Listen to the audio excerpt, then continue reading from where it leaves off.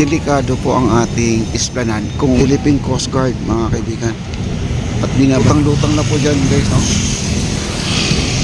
Sa Anglen, hindi lang sa Eden, papadet sa atin. Live sa kalsada, pinapakita kung saan may sobra. Alright guys, meron tayong Philippine Coast Guard. Ayan po sa gitna ka siya, guys, oh. At binabantayan po nila yung ating esplanade, guys. Ayan, binabantayan po kasi marami po tayong mga nangangalakal, yung mga nagbabangka sa Ilog Pasig River, no? Ayan, no? Nandyan po.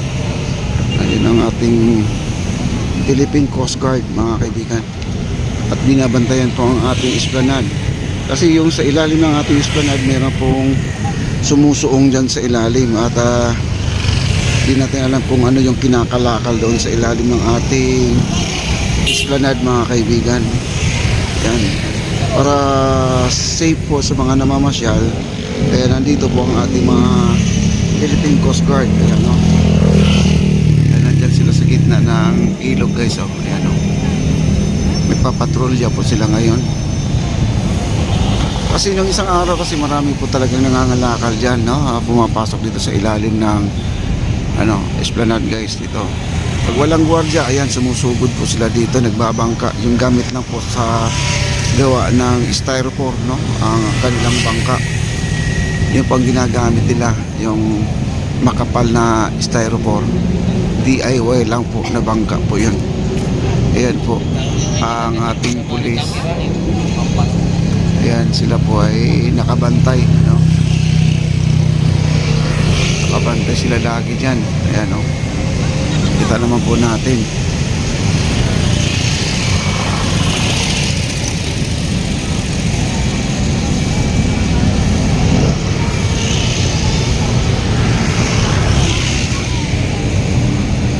Kaya delikado po ang ating esplanade kung wala pong magbabantay sa ilalim ng ating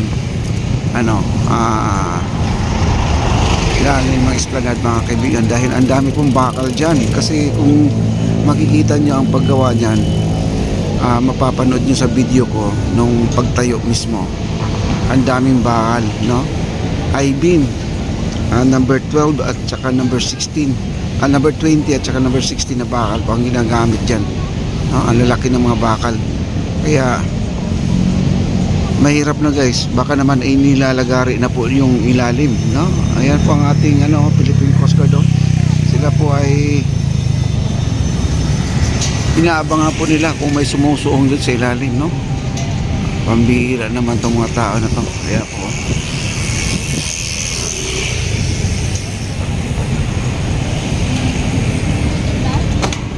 Hindi na po biro kasi itong mga ginagawa nila, guys, no? Kasi yung ating MacArthur, isa din sa nawawala po ng mga wire dahil ninanakaw din.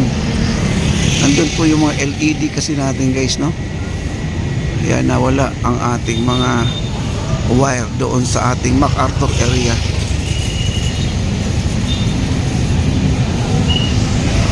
Unti-unti na dumadami ang tao ngayon, no? Unti-unti na dumadami.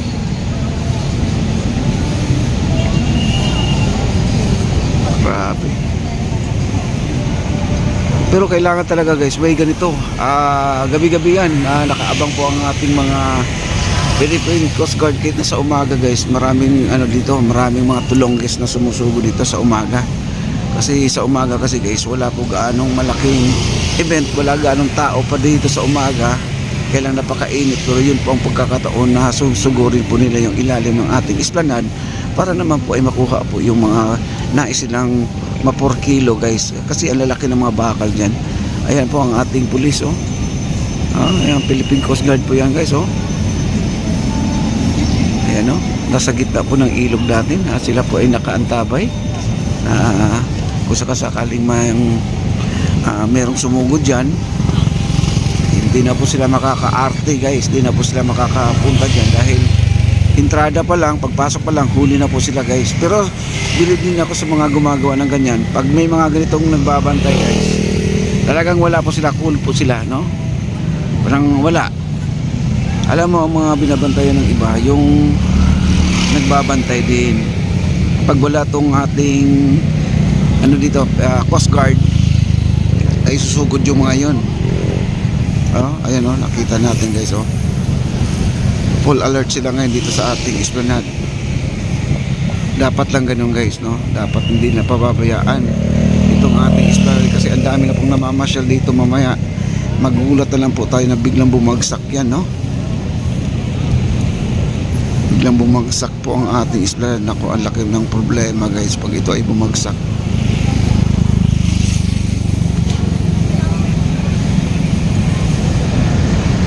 Ayan, nandito na po tayo sa ano, sa ibabaw ng tulay guys. Ayan po yung patrol oh. Ayan oh. May pulis din sa ibabaw guys oh. Ayan, nakapaikot ngayon ang mga pulis dito sa ating esplanade. Kaya safe na safe po ang mga namamasyal. Ayan. Wala pong nakapark dyan sa ibabaw ng tulay ngayon. Mga motor, bawal po dyan, no? Pati dito sa baba, bawal din sakyan yung mga bisikleta.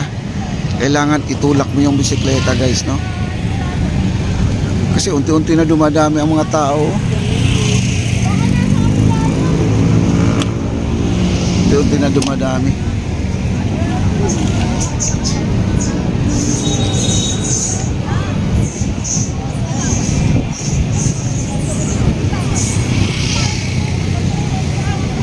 Wow. Ang ganda na guys, ang daming tao ayan oh.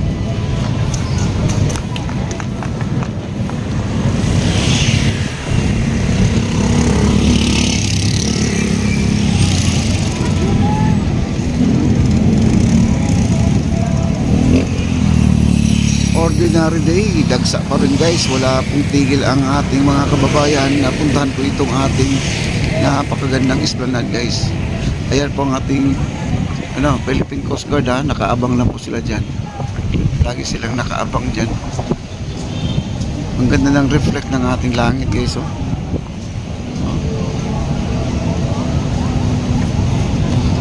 Ganda no. Punta sa kabila para makita natin yung buo. Para makita natin yung Philippine Coast Guard guys na nakausli no. Sila po ay nakalutang-lutang na po dyan guys no. Nakalutang lang po sila dyan.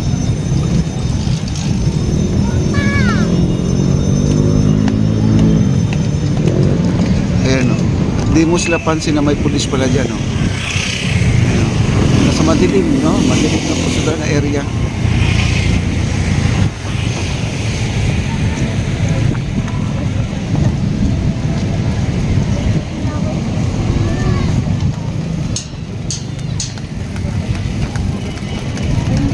Ang gaganda ng mga building.